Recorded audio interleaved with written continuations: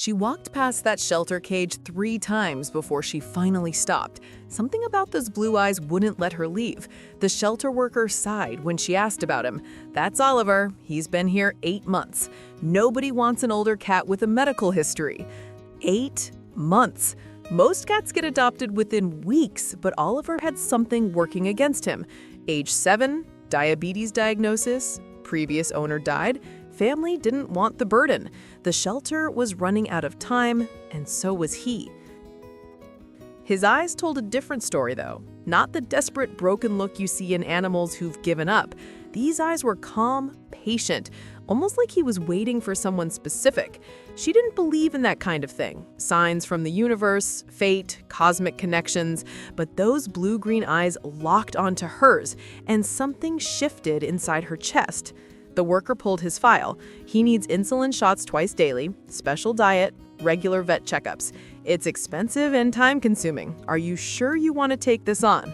She wasn't sure about anything. Her apartment was small, her work schedule was chaotic, and she'd never given a cat insulin before. Every logical reason screamed no. But those eyes. I'll take him. Now, if you think this is just another heartwarming rescue story, stick around, because what Oliver did 3 weeks later didn't just change her life. It revealed something about animals that science still can't fully explain. And if you want to see where this goes, hit that subscribe button. Trust me, you won't want to miss what happens next. Week 1 was rough. Oliver barely moved, didn't purr, hardly ate. She wondered if she'd made a terrible mistake. The insulin shots were harder than expected. Her hands shook the first few times.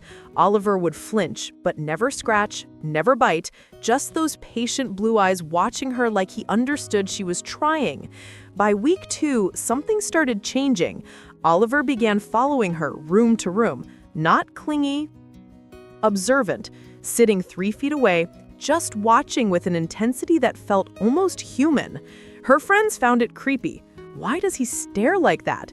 "Because he's learning you," she'd say, not really believing it herself. Then week 3 hit. Tuesday morning at 6:47 a.m., she woke to Oliver's paw gently tapping her face. Unusual, but cats do weird things. She got up for work. Oliver blocked the door, sat directly in her path, wouldn't move, those aquamarine eyes locked on hers with an urgency she'd never seen before. "Oliver, move, I'm late." He didn't budge, started meowing, low and insistent.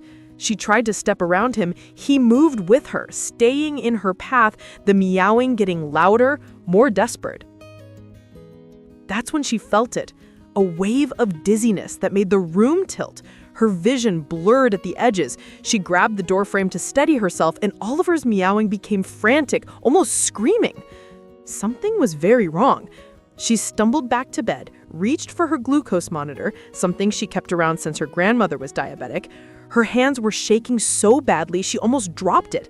The reading came back, 43. Dangerously low blood sugar, hypoglycemic shock territory.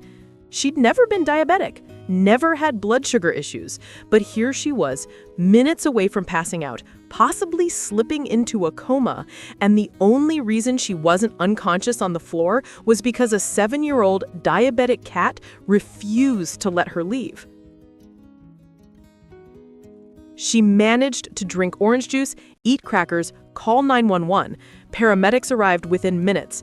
By the time they got there, her levels were climbing back up, but they insisted on taking her to the ER. Tests, hours of waiting. Then the doctor walked in with results that changed everything. "You have late-onset type 1 diabetes. It's been developing for weeks, maybe months. Your pancreas is failing. Without immediate treatment, you could have died." She stared at him, processing. "But I had no symptoms." That's the dangerous part. Some people don't show classic signs until they're in crisis.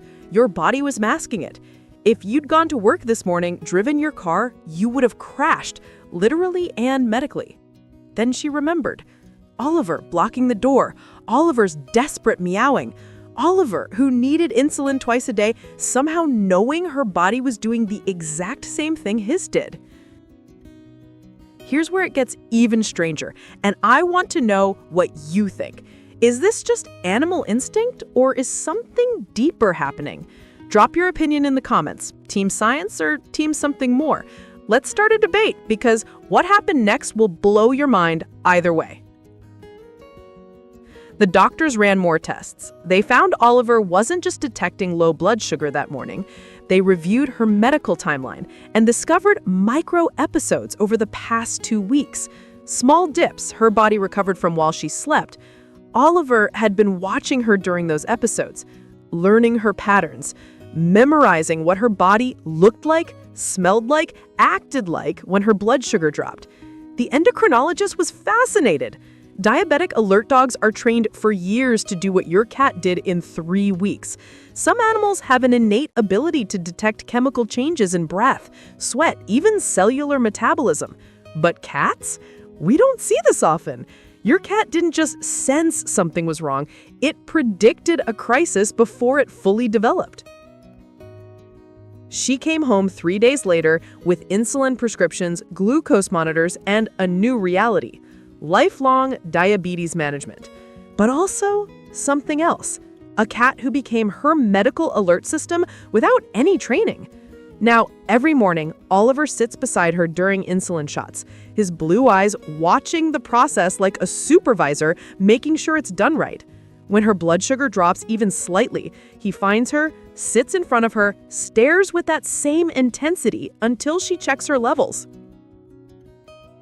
She started documenting it. Videos of Oliver alerting before her monitor beeped. The comments poured in. "My dog did this before my seizure. Animals know things we can't explain." Then the shelter called. Oliver's previous owner had diabetes too. He lived with her for 6 years. When she died, he sat beside her body for 3 days. Everything clicked.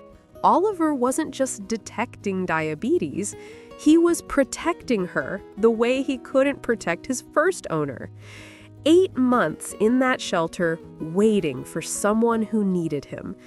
She posts photos of Oliver now, that fluffy coat, those aquamarine eyes. But the captions tell the real story. The cat nobody wanted became the reason I'm still here. So when you see an older animal at a shelter, the one with medical issues everyone passes by, remember this: sometimes the ones who need saving most are the ones who end up saving you. What do you think? Drop your thoughts below.